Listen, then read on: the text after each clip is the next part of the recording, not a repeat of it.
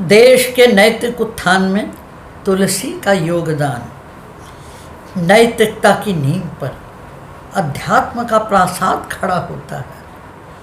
भारत आध्यात्मिक देश है और जिस नैतिकता की नींव पर यह देश खड़ा है उसे मजबूत करने का काम तुलसी ने किया है। उन्होंने राम को अपने अधिकांश रचना संसार का चरित्र नायक बनाया है। इन चरित्र नायक की कुटुंब से लेकर सर्व क्षेत्रों में नीति परायणता पर मुग्ध होकर ही बेल्जियम के विश्वविख्यात तुलसी भक्त विद्वान बाबा कामिल बुल्के ने निम्नांकित चौपाई का चयन किया था। धन्य जनमु जग तीतल तासु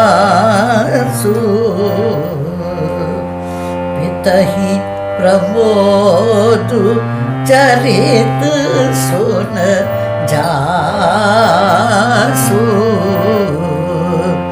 चारि पदारथ कर तल ताके प्रिय पितु मातु प्राण सम जागे। बाल्यकाल से ही तुलसी के राम नैतिकता के सर्वोच्च शिखर पर समासीन थे। प्रात काल उठी कै रघुनाथा मातु पिता गुरु नावहि माथा आयसु मादि करहि पुर काजा देखि चरित हर्षई मन राजा। प्रातः उठते ही माता पिता को प्रणाम करने का यह संस्कार कवि ने ऐसा दिया है कि आज भी हिंदू परिवारों में यह चलन में है। राम वेद पुराणों की कथा बड़े भक्ति भाव से सुनते हैं, उन्हें अपने भाइयों को सुनाते हैं। बालक राम अपने भाइयों का खेल खेल में भी इतना ध्यान रखते हैं कि उन्हें जिता देते हैं। सब भाइयों का आपस में बेहद प्रेम है। राम और लक्ष्मण अभी किशोर ही हैं कि यज्ञ रक्षा के लिए विश्वामित्र उन्हें लेने राजा दशरथ के पास आ गए। उन्होंने कहा, मारीच सुबाहु आदि राक्षस हमें यज्ञ नहीं करने देते। राजा ने कहा, आपको मैं धरती गाय धन को सब दे सकता हूँ, पर मुझे बुढ़ापे में सुलभ हुए चारों बालक प्राणों के समान प्रिय हैं। पुनः मैं राम को तो दे ही नहीं सकता। तब वशिष्ठ मुनि ने राजा दशरथ को नाना प्रकार से समझाकर उन्हें निशंक कर दिया और उन्होंने एवं माताओं ने अपने दोनों कुमारों को अति प्यार से छाती से लगाकर विश्वामित्र जी को सौंप दिया और कहा, मुनि अब आप इनके पिता हैं। वास्तव में वाल्मीकि, विश्वामित्र, भारद्वाज आदि सब ऋषि मुनि वैज्ञानिक थे और उनके आश्रम, उनकी प्रयोगशालाएं होती थी जिनमें वे राक्षसों के अस्त्र शस्त्रों के तोड़ शस्त्राधिक बनाते थे। तुलसी ने बालकांड में लिखा भी है, वंदे विशुद्ध विज्ञानौ कवीश्वर कपीश्वरौ। विश्वामित्र जी ने राम लक्ष्मण को आगे चलकर रावण से युद्ध करने की युद्ध कला सिखाने के लिए पूर्व प्रशिक्षण देना शुरू किया। वे जानते थे कि राम का अवतार राक्षसों के विनाश के लिए हुआ है और उनके बिना निशाचर मरेंगे ही नहीं। वन में मुनि के साथ राम लक्ष्मण को देखकर ताड़का क्रोध में भरकर आई। एक ही बाण में उन्होंने उसका काम तमाम करके ऋषि को संताप मुक्त किया। प्रातः होने पर राम ने ऋषि से कहा, आप निर्भय होकर यज्ञ कीजिए, मैं यज्ञ की रक्षा करूँगा। धन्य है राम की नैतिकता। आज कौन सा ऐसा त्यागी शिष्य है जो गुरु के लिए अपने प्राणों की परवाह न करे। यदि आपसे आर्थिक लाभ है तो आप गुरु हैं, अन्यथा आप शिष्य के दुश्मन नंबर 1 हैं। मुनि द्रोही मारीच अपने साथ खूब सेना और सुबाहु को लेकर आ गया। राम ने सारी सेना को मार गिराया और बिना फर वाला एक ही बाण मारीच को ऐसा मारा कि वह 7 योजन दूर समुद्र के पार जा गिरा। पुनः उन्होंने अग्नि बाण का संधान करके सुबाहु को भी मार गिराया। उस थली को राक्षसों से रहित करके राम ने ऋषियों को भय मुक्त किया।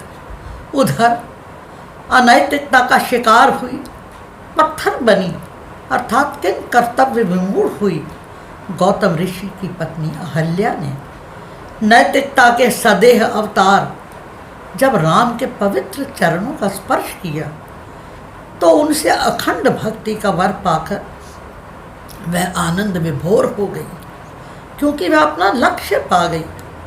वह लोकापवाद से मुक्त हो गई, समाज में सम्मान्य बनने की अर्हता पा गई। ऋषि विश्वामित्र को सूचना मिली कि राजा जनक ने अपनी बेटी सीता के विवाह के लिए धनुर्यज्ञ रचा है। वे राम लक्ष्मण को साथ लेकर मिथिलापति राजा जनक से मिलने गए।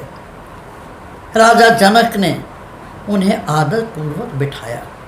उन्होंने राम लक्ष्मण को क्या देखा, वे विदेह विदेह हो गए। जहाँ शील शक्ति सौंदर्य की संपन्नता और नैतिकता का तेज हो, वह दिव्यता किसे प्रभावित न करेगी। लक्ष्मण जी के मन में नगर देखने की इच्छा जागृत हुई, पर संकोचवश उन्होंने न राम से न ऋषि से कुछ नहीं कहा। अनुज से प्रेम के कारण राम समझ जाते हैं, तब वे ऋषि से आज्ञा मांगते हैं, प्रभु यदि आपकी आज्ञा हो तो मैं लक्ष्मण को नगर दिखाकर तुरंत ले आऊँगा। विश्वामित्र उन्हें आज्ञा दे देते हैं। नगर वासियों को जैसे ही राम लक्ष्मण के नगर में आगमन की सूचना मिलती है, वे जहाँ तहाँ उस असाधारण सौंदर्य को देखने के लिए टूट पड़ते हैं। प्रभात होने पर मुनि की आज्ञा पाकर दोनों भाई राजा जनक के बाग में फूल लेने गए। वसंत ऋतु में वहाँ एक से एक पेड़, लताओं के मंडप और फूल देखने को मिले। वहाँ चातक, कोयल, तोता, चकोर आदि विविध रंगों के पक्षी विहार कर रहे थे। बाग के मध्य में एक सरोवर बड़ा ही सुहावना था, जिसकी सीढ़ियाँ मणियों से बनी हुई थी। राम ने मालीगण को फूल लेने के लिए पूछा। उसी अवसर पर वहाँ सीता जी अपनी सखियों सहित गौरी पूजन हेतु आईं। एक सखी ने वहाँ जैसे ही राम लक्ष्मण को देखा, वह सखियों से अपनी सुध बुध खोकर बोली, गिरा अनयन नयन बिनु बानी है, मैं क्या बताऊं, क्या पूर्व सौंदर्य है। उस अप्रतिम सौंदर्य को देखने के लिए सीता जी अत्यंतिक विह्वल हो गई। उन्होंने जब उस असाधारण सौंदर्य को देखा तो उनके मन में अत्यधिक प्रीति जागृत हो गई। तब उन्हें नारद जी के वचन याद आए। उन्होंने राम की ओर देखा। उधर राम के नेत्र सीता जी के मुख चंद्र को निहारने के लिए चकोर बन गए थे। वे लक्ष्मण जी से कहते हैं कि रघुबंशी न कर सहज स्वभाव,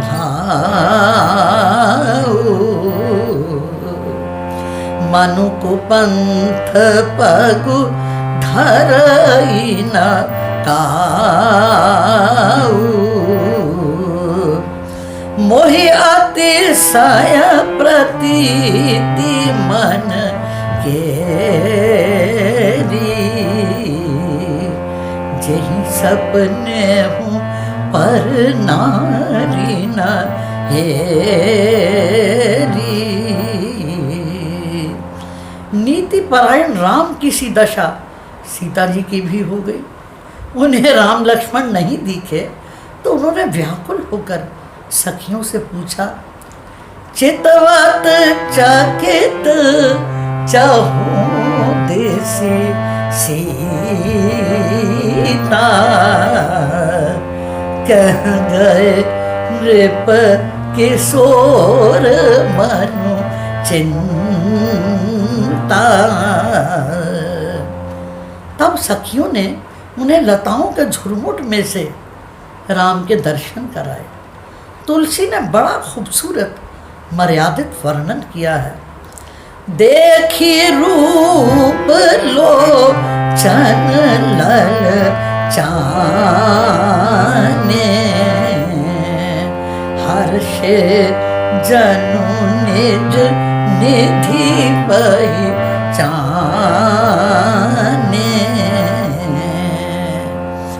धनुष को उठाकर उस पर चिल्ला चढ़ाने की बारी आई।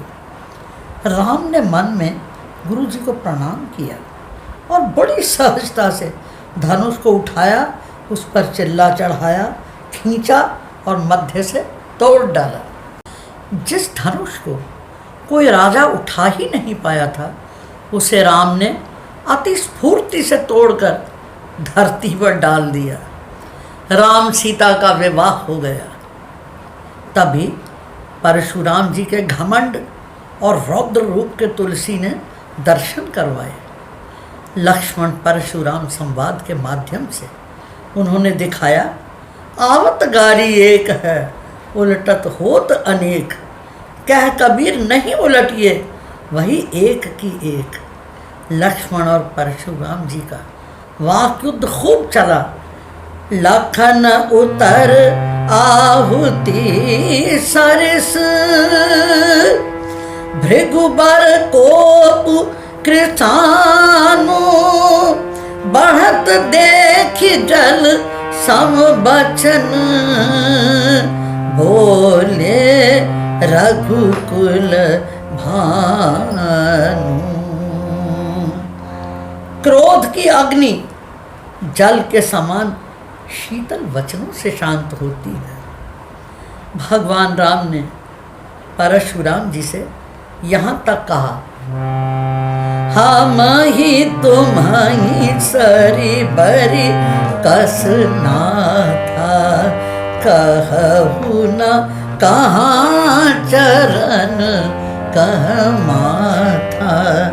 राम मात्र लघु नाम हमारा, परसु सहित बड़ नाम तोहारा। देव एक गुण धनुष हमारे, नव गुण परम पुनीत तुम्हारे। ब्राह्मण के 9 गुण हैं, शम, दम, तप, शौच, क्षमा, सरलता, ज्ञान, विज्ञान और आस्तिकता। तथापि घमंड में चूर परशुराम जी राम को कहते हैं कि ब्राह्मण कहकर आप मेरा निरादर कर रहे हैं, क्योंकि घमंड के कारण उनमें इन सब गुणों का लोप हो गया था। तब राम ने कहा, ब्राह्मण कहकर यदि सचमुच हम आपका अनादर करते हैं तो हे भृगुनाथ, यह सत्य सुन लीजिए कि संसार में ऐसा कौन योद्धा है जिसे हम डर के मारे मस्तक नवाएं। मैं आपसे सत्य कह रहा हूँ कि रघुवंशी रण में काल से भी नहीं डरते, तथा ब्राह्मण वंश की यही प्रभुता है कि जो आपसे डरता है वह सबसे निर्भय हो जाता है। यह सुनकर घमंड से परशुराम जी की जड़ हुई बुद्धि के पर्दे खुल गए और वे जय सुर विप्रधेनु हित कारी जय मद मोह कोह भ्रम हारी कहकर उनका जय जयकार करने लगे। इन प्रसंगों से कविवर तुलसी ने देश को अध्यात्म का मर्म बताकर उसे बहादुर, विनम्र तथा गुणराधक बनने का संदेश दिया है। राम लक्ष्मण द्वारा परशुराम जी के गर्भहरण के प्रसंग से कविवर ने क्षत्रिय द्वारा श्रेष्ठत्व के अभिमानी ब्राह्मण को अल्प बुद्धि दिखाया। यही नहीं, राम के विनम्र व्यवहार से हिंसा से अहिंसा को ऊंचा दिखाया। इस प्रकार विविध प्रसंगों द्वारा देश के नैतिक अभ्युत्थान में तुलसी का अभूतपूर्व योगदान है।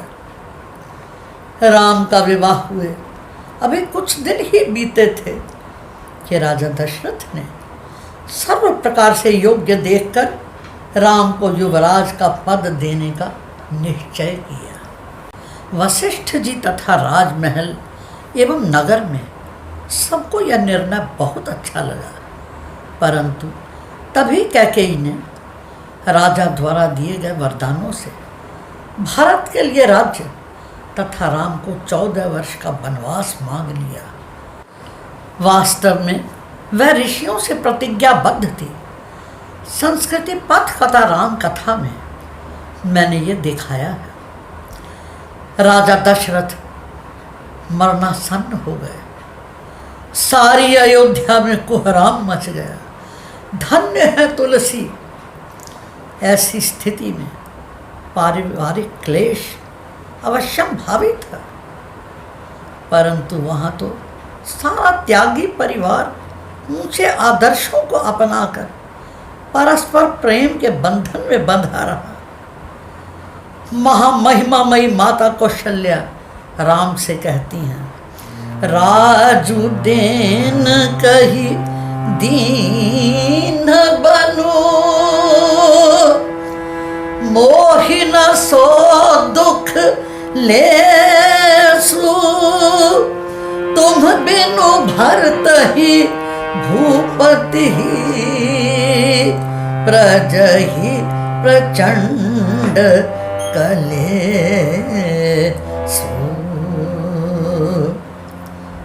वे कहती हैं, राजा को तो अंत में वनवास ही जाना होता है, अतः उसका मुझे तनिक भी दुख नहीं है, परंतु तुम्हारी अल्पायु देखकर राम मेरा हृदय क्षुब्ध हो उठा है। अंत हूँ उचित नृपहि बन बासु भय बिलो की हिया होई हरासु जिय बिनु देह नदी बिनु बारी तैसे नाथ पुरुष बिनु नारी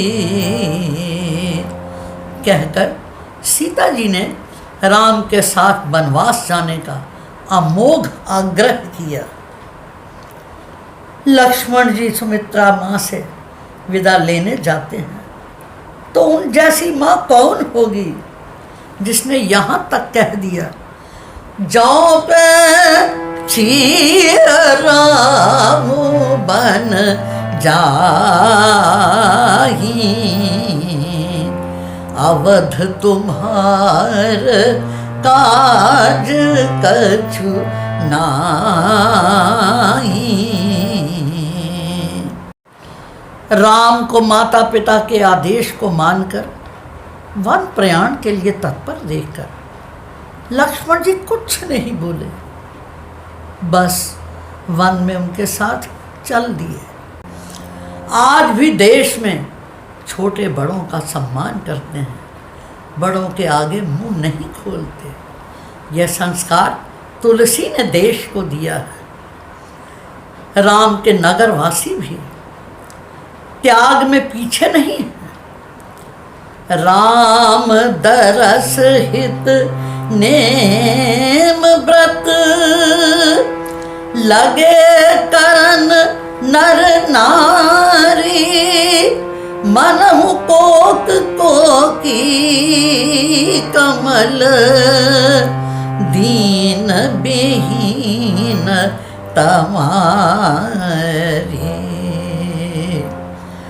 भरत जी के अगाध राम प्रेम की तो दुनिया में कहीं कोई मिसाल ही नहीं है। वे कहते हैं सिंहासन के अधिकारी तो राम ही हैं, अतः उन्हें वन में मनाने चलते हैं। चलत पयादे खात फल, पिता दीन तजिराजू, चले मनावन रघुबर ही, भरत सरिस को आजू। राम से चित्रकूट में मिलने के बाद जरा भरत जी की रहनी देखिए। जटा जूट सिर मुनि पट धारी, मही खनी कुश साथरी सवारी, आसन बसन बासन व्रत नेमा, करत कठिन ऋषि धर्म सप्रेमा। जब राजा ऐसा त्यागी है तो यथा राजा तथा प्रजा सिद्धांत के अनुसार प्रजा तो महात्यागी होगी ही। राम दरस लगी लोग सब, करत नेम उपवास, तजि तजि भूषण भोग सुख, जियत अवधि की आस। भरत जी राम की खड़ाम को सिंहासन पर रखकर शासन करते हैं और 14 बरस के बाद वनवास की अवधि पूरी होते ही राम ज्यों ही अयोध्या में पहुंचते हैं, उनका राज्य उन्हें सौंप कर राहत की सांस लेते हैं, उनके सेवक बन जाते हैं। जिस राज्य के लिए पुत्र पिता को मार डालता है, भाई भाई का दुश्मन बन जाता है, भतीजा चाचा को मार देता है, पूरा मुस्लिम इतिहास राज्य लोलुपता का उदाहरण है। उसी राज्य को राम भोग नहीं, उत्तरदायित्व का कर्तव्य भार मानते हैं। उसका उन्हें जरा भी मोह नहीं है। राज्य के स्थान पर वनवास की आज्ञा वे कैसे चाव से शिरोधार्य करते हैं। राम वन गमन का यह प्रसंग कितना मार्मिक है, इसे मैंने राग शिवरंजनी में निबद्ध किया है। कागर कीर जो भूषण चिर, शरीर लस्यो तजी नीरु जो काई, मातु पिता प्रिय लो सब सन्मानी शोभाया स्नेह सगाई संग शोभामिनी भाई भलो दिन द्वैजनु औध हुते पहुना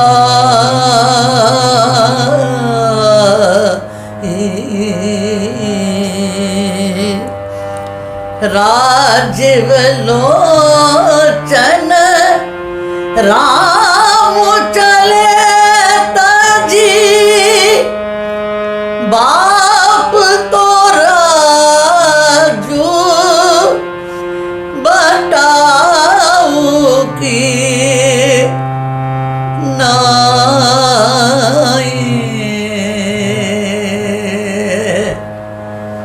बताओ कि नाई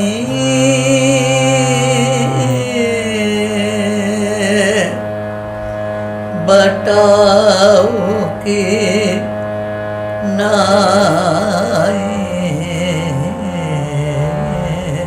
हे राम। नैतिकता के शिखर पर समासीन भगवान राम एवं उनके परिवार की ऐसी मिसालों से तुलसी ने भारत देश की संस्कृति को विश्व में सर्वोपरि बनाया है। वन में राम लक्ष्मण सीता को देखकर और उन्हें वनवास देने की कथा जानकर एक और ग्रामवासी दुखी हो जाते हैं, दूसरी ओर उन्हें अपने बीच में पाकर वे इसे अपने पुण्यों का फल मानते हैं। वे भाव विभोर हो यहाँ तक कहते हैं, ते पुनि पुण्य पुंज हम लेखे जे देखहि देखी हहि जिन देखे तथा ते पितु मातु धन्य जिन जाए धन्य सो नगरु जहाँ ते आए धन्य सो देसु सैलु बन गाऊं जाता जाति धन्य सोई ठाऊं राम लखन पति कथा सुहाई रही सकल मग कानन छाई। चलते चलते राम वाल्मीकि आश्रम पहुंच जाते हैं। राम वाल्मीकि जी से पूछते हैं, ऋषिवर मैं कहाँ रहूं? कृपया मुझे बस स्थान दिखला दीजिए, मैं वहाँ पर्णकुटी बना लूँगा। ऋषि ने नैतिकता के समस्त सोपानों में राम का जो अधिवास बताया है वह देश के नैतिक उत्थान की दृष्टि से बेहद महत्वपूर्ण है। काम को मद मानना मोहा लोभ न क्षोभ न राग न द्रोहा जिनके कपट दांभ नहीं माया तिनके हृदय बसहु रघुराया। जननी समझा नहीं पर नारी, धनु पराब भेषते भेष भारी। जे हर शही पर संपत्ति देखी, दुखित होई पर विपत्ति बेसेखी। जिन्हीं राम तुम प्राण प्यारे, तिनके मन शुभ सदन तुम्हारे। और भी अब गुण तजी सब के गुण गाई, विप्रधेनु हित संकट सहाई। नीति निपुण जिन कई जग लीका, घर तुम्हार तिन कर मनु नीका। वन प्रवास में राम शरभंग मुनि के आश्रम में पहुंचे। उन्हें राम जी के लक्ष्मण सीता सहित आगमन की सूचना मिली। वे उन्हीं की प्रतीक्षा में जीवित थे। जैसे ही उन्होंने त्रिमूर्ति के दर्शन किए, आनंदित होकर योगाग्नि से अपने प्राण त्याग दिए। राम ने उन्हें निज धाम दे दिया और आगे बढ़े तो उन्हें अस्थियों के समूह दिखाई दिए। पूछने पर ऋषियों ने उन्हें बताया कि राक्षसों ने यहाँ रहने वाले समस्त मुनियों को खा डाला। यह सुनकर श्री राम जी की आंखों में आंसू आ गए और उन्होंने यह प्रण किया, निशिचरहीन कराऊं मही भुज उठाई पन कीन, सकल मुनिन के आश्रमन जाई जाई सुख दीन। ऐसी ओजस्वी पंक्तियों ने अन्याय का प्रतिकार करने के लिए स्वाधीनता आंदोलन के दिनों में देश को जागृत करने का ऐतिहासिक काम किया है। किष्किंधा कांड में राम की सुग्रीव से मैत्री होती है। श्री राम को सुग्रीव बताते हैं कि बाली कितना घमंडी है, मेरा काल बना हुआ है और मेरी पत्नी का भी उसने हरण कर लिया है। श्री राम ने अपने पराक्रम का परिचय देते हुए एक बड़ी खूबसूरत नैतिकता दीपिका अष्टपदी उसे सुनाई।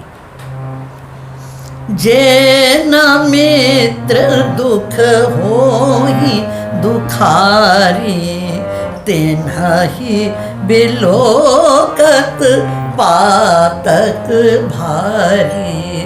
निज दुख गिरी सम रज करी जाना, मेतक दुख रज मेरु समाना। सेवक सठ नृप कृपन कुनारी, कपटी मित्र सूल समचारी। सखा सोच त्यागहु बल मोरे, सब विधि घटब काज में तोरे। राम सुग्रीव के दुख हरण हेतु बाली का वध करने के लिए तैयार हो जाते हैं। तब वह उनसे पूछता है, मैं बैरी सुग्रीव सुग्रीव प्यारा, अवगुण कवन नाथ मोहि मारा। राम का नीति भरा उत्तर चिर स्मरणीय एवं बड़ा ही प्रेरणा भरा है। अनुज बधू भगिनी सुत नारी, सोनु सठ कन्या सम ए चारी। इन्हि कुदृष्टि बिलोकई जोई, ताहि बधे कछु पाप न होई। राम ने बाली का वध करके उसे निज धाम दिया, सुग्रीव को सिंहासनासीन करवाया। निष्कामी राम ने रावण जैसे विश्वविख्यात दुर्दांत शत्रु, जिसने उनकी प्रिय पत्नी का अपहरण करके उसे अशोक वाटिका में रखा और अंत तक उसे उन्हें देने को तैयार न हुआ। राम ने हनुमान एवं अंगद के माध्यम से उसे नैतिकता का पथ दिखाया, पर वह घमंडी न माना। अंततः उन्हें उसका वध करना पड़ा। उसका राज्य नीतिपरायण राम ने उसके भाई विभीषण को दे दिया। सोने की लंका का जरा भी मोह नहीं किया। राम हमारे संस्कृति पुरुष हैं। उनके आगे कौन से पादरी या पैगंबर टिक पाएंगे। न जाने राम के देशवासी आज इतने बड़े पैमाने पर कैसे धर्मांतरण कर रहे हैं। देश का कैसा दुर्भाग्य है। गांधी जी ने तुलसी के राम राज्य को अपने सपनों का भारत कहा था। उन्होंने गोस्वामी तुलसीदास जी के रामचरितमानस को भक्ति का श्रेष्ठ ग्रंथ कहा था। झोंपड़ी से लेकर बड़ी बड़ी कोठियों में रामायण का मान है। गरीब से लेकर अमीर तक, अशिक्षित से लेकर शिक्षित तक, निज देश से लेकर विदेश तक में यदि किसी ने जन जन के हृदय में प्रवेश पाया है तो वे तुलसी ही हैं। बेल्जियम के उद्भट विद्वान बाबा कामिल बुल्के ने तो तुलसी के राम को ऐसा अपनाया कि वे भारत के ही हो गए, यही रहे, यही अंतिम सांस ली।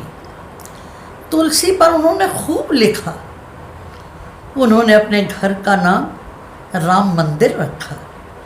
यह तुलसी की नैतिकता की आलोकवाही कृति मानस का ही प्रताप है कि इसने देश देशांतर के हृदयों के बुझे हुए दीपकों को भारतीय संस्कृति की स्निग्धता दे आलोकित कर दिया। धन्य स्वभूप नीति जो करई, धन्य तो द्विज निज धर्म न टरई। धन्य घरी सोई जब सत संगा, धन्य जन्म हरि भक्ति अभंगा।